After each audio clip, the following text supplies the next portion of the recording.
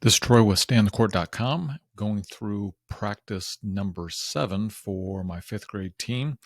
So a couple exciting things that's going on is our uniforms just arrived. They were 2 weeks late, but on week 3 of our season, we actually get to wear our new uniforms. So that is good. No crafting on of numbers on the t-shirts before the game. So that's one less thing on my plate on game day. So that is good news. Number 2, we get a full middle school gym by ourselves. Our A team is not practicing tonight because there's music concerts going on and none of their kids can go to practice. So here's what we are doing. You can hear my 5th grader coming in the door right now. All right, so because we're going to have the gym by ourselves, I'm going to take advantage of that fact, and I'm going to set up, I'll show you the video here. It's called the multi-purpose ball handling, passing, cutting, and finishing drill. And it's almost like an obstacle course of sorts. Let's turn it on here.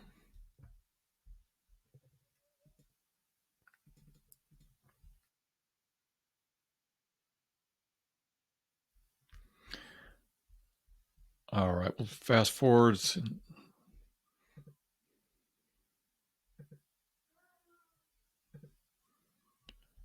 So essentially what they do is they set up almost like traps, and they have your player come out, dribble up to this trap, back out of it, come, dribble up to this trap, back out of it. And then they have them move forward to this next area where it's not really a trap, but I guess I'll call it a wall of 3 players. Dribble into it, back out of it, and then this coach is going to receive the pass from the player, and the player is going to set up his fake defenders here and then cut to the basket for a layup, and then come around, and you can see they have these cones here, and they'll just alternate hands moving through the cones. Let's see. There's that portion.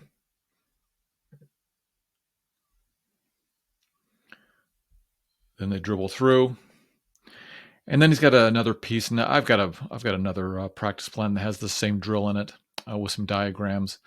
And what they will do is then they'll have the kids wait for a partner and then do partner passing down, up and down. I'm not going to worry about that. Oh, there's a final layup there. So I'm not going to worry about that. There'll be enough mess going on with just doing this. So I think I've got eventually all my kids coming tonight, which is 11. But I think I'm starting with maybe 9 and 2 are coming late. So we'll run through this. Plus, with nobody in the gym, I can use the whole gym. I'll get there a little early to set this up, and hopefully the kids will like it. All right.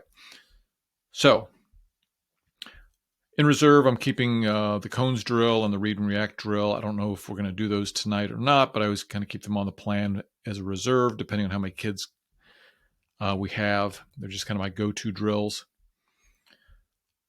We're still going through our baseline out of bounds and sideline out of bounds. I'll keep exposing them to it. The baseline out of bounds, they're getting to the point where they know that one. Sideline out of bounds, they need a little more practice, so we'll probably hit those, but it'll be real quick. And then depending on the time, I would like to, once all 11 kids are there, split them into 2 groups, and I'll have 6 of them do kind of a 3-on-3 defensive shell drill. The other 5 will be on the other side of the court doing what I call a quick reactions shooting and defense drill, and then we'll switch them up.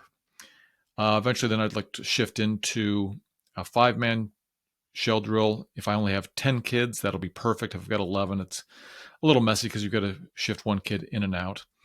We definitely need to practice some boxing out. So we'll do a 5 versus 5 box out.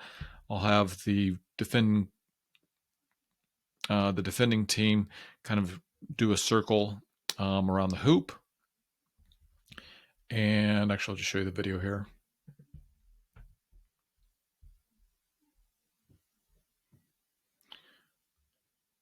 So then it's just a coach shoot. So you can watch these kids form. You'll have the kids kind of do a little circle going round and round. Then he'll call out shot. He'll shoot it. And they'll go into the drill. So a couple things there.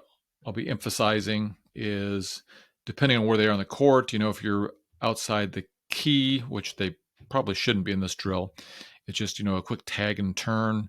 And if they're close to the basket, it's, you got to, again, touch the person you're boxing out, kind of give them a little bump, sit on them, and go get the ball. All right, so next thing is a locomotion drill. So this is kind of a full court passing drill. I want them to work on their jump stops as well. So I'm going to have to wait through the ad here.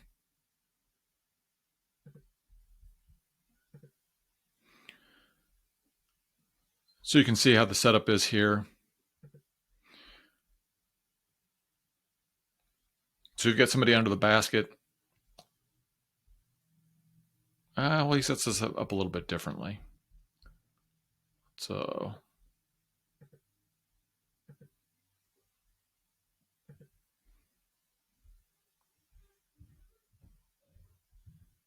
all right, so on this side of the court, coach just bounced the ball against the backboard, and it's picked up by the first player here.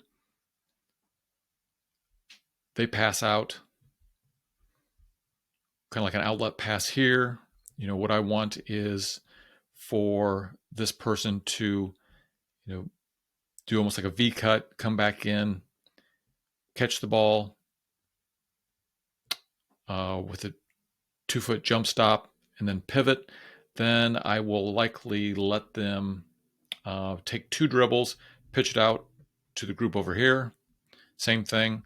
They'll kind of do a V cut, come in here,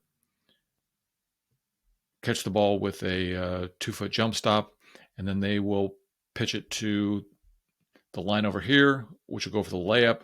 That layup person will then dribble out over here, dribble all the way back down, pitch it back to the coach. So we'll use 1 ball, and if we can coordinate 2 balls, and if they're getting the drill, we'll throw in a second ball to get more touches. All right, so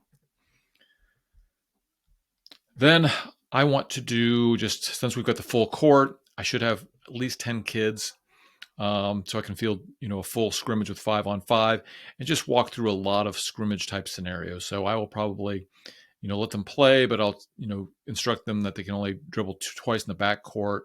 We want to pass across half court if we can.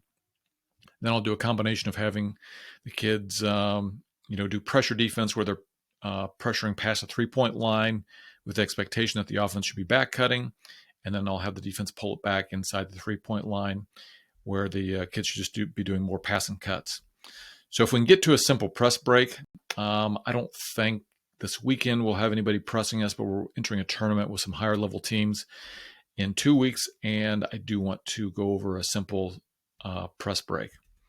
So that's it. I always have put up a couple games here if we have time for a game, but I think we're going to have a full schedule, and that's what it'll look like for practice number 7 for my 5th grade basketball team.